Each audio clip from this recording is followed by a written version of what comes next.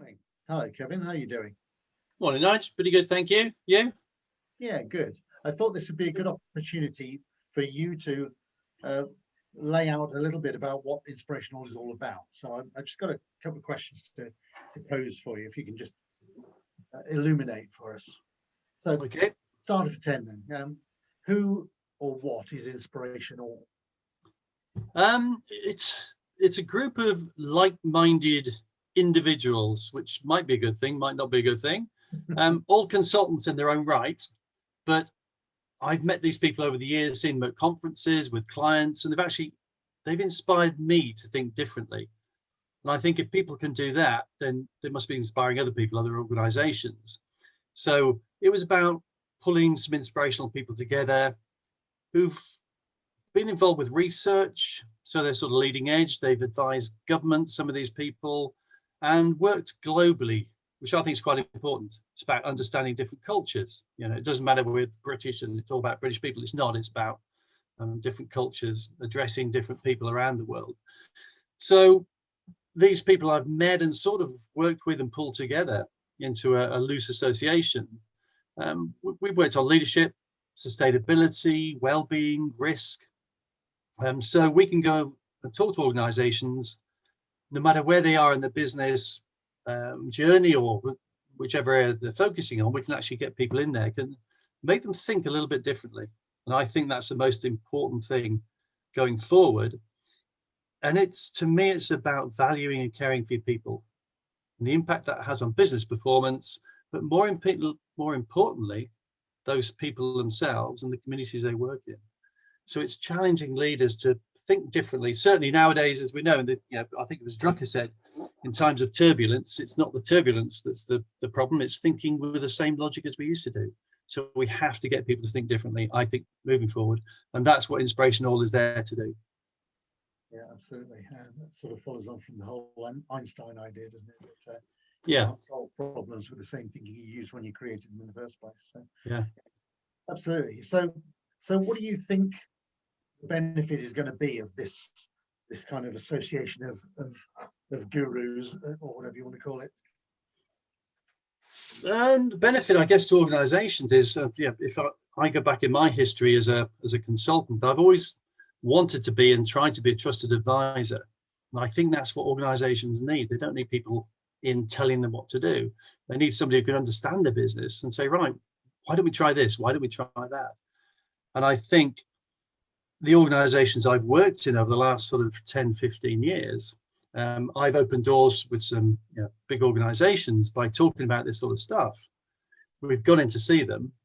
And instead of bringing the right people in, which I think is critical, you've got to have the right people in the right positions. If you haven't got them, you bring them in as trusted advisors.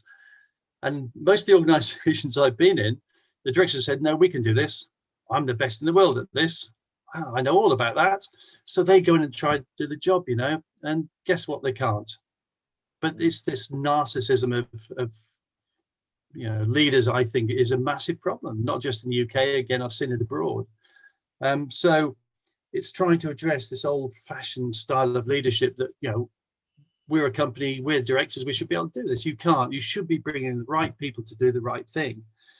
And I think that's why we're here. Inspirationall is here to do that, to get the right people into the right organizations at the right time to do the right thing, to support them in doing that.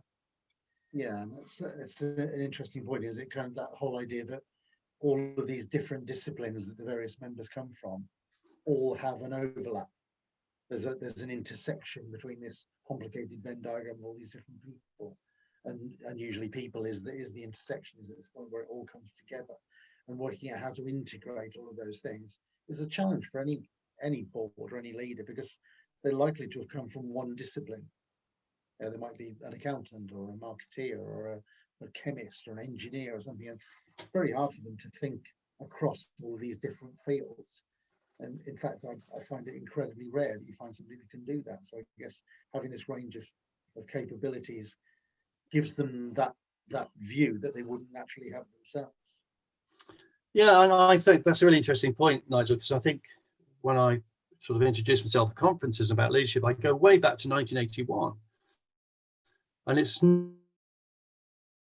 not I don't think it's necessarily the youth that are thinking differently. It's how you think differently. We talk about diversity. We need diversity of thinking. And going way back to 1981, an oil rig in the middle of the Atlantic Ocean, I had a 70-odd-year-old Barbadian chap who said, you know what, guys, you know what you're doing. I'm here to help you. Let's have a chat. If anything goes wrong, let's have a chat, see what we can do better. 2 weeks later, a 29-year-old guy comes on with an MBA. So he must be good. He's got a certificate in leadership. And he got us all together and started pointing fingers. I'm here to do this. I'm telling you to do this. We're all looking at each other going, well, hold on. This guy's pointing fingers. He's going to get two back. But it's not the youth, I don't think, the age thing. It's about how we think, the critical thinking and the open thinking. I think that's the absolute key. Yeah, absolutely. And not natural in most organizations, because boards aren't set up that way. They're set up as this kind of elite decision-making unit with partial information and partial skills. So having that kind of guidance and input and just thought provocation is hugely significant for them. I'm probably not sharing the information they've got either. It's theirs, keep it to themselves. It's important to them.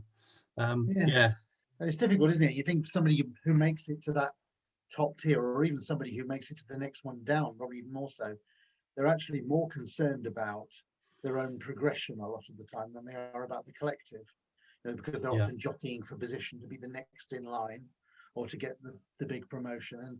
And the difference in remuneration is so enormous between like tier 2 and tier 1 in most organizations that's a big prize. And it's difficult for people to be collective and magnanimous and collaborative when they're actually rivals. Absolutely. I think it's back to the what's in it for me, isn't it? WIIFM, as we call it, biggest radio station in the world. We all listen to it. What's in it for me at that top level is, 150, 200 grand a year. Why would I want to change? Whereas what it should be is about what's in it for everybody else in the organization, all the way down to the front line. That's why I think servant leadership is such an important part of what Inspirationall is all about, trying to help people to understand that their job is to support everybody else, not to be at the top of some imaginary pyramid. So. Absolutely right. And I think on my emails, you've seen quite a few of my emails. It's about if you can make people dream more, be more, become more, then actually you're a leader. You're pushing them. You're inspiring them to be inspirational. Yeah. I think that's really, really important. Yeah, and it's ironic, isn't it, that quote from Adams comes from before even you and I were born. That's saying something. And yet still people don't get it. So that's why it's so important that you're doing what you're doing. And I think it needs to happen. I think it needs to happen a lot more. It's a shame we didn't do it 15 years ago when you and I were first talking to each other about this stuff, and I had more energy. But I think, to be honest, Nigel, we have, I think organizations have to be ready for this. Like you say, if they're not ready for it, they're happy doing what they're doing, we don't want to change. If they are ready for it, they're seeing the impact of this and what it could be. So I think we are having an impact, and certainly now, we've got a few joint projects going on between us all, and that is, to me, it's fantastic, because we're helping people, we're helping organizations and their people, and I think that's the key. Absolutely. On that note, we'll say goodbye to everybody. Thanks, Kevin. Speak to you soon. Thanks so much, Nigel. Good to see you.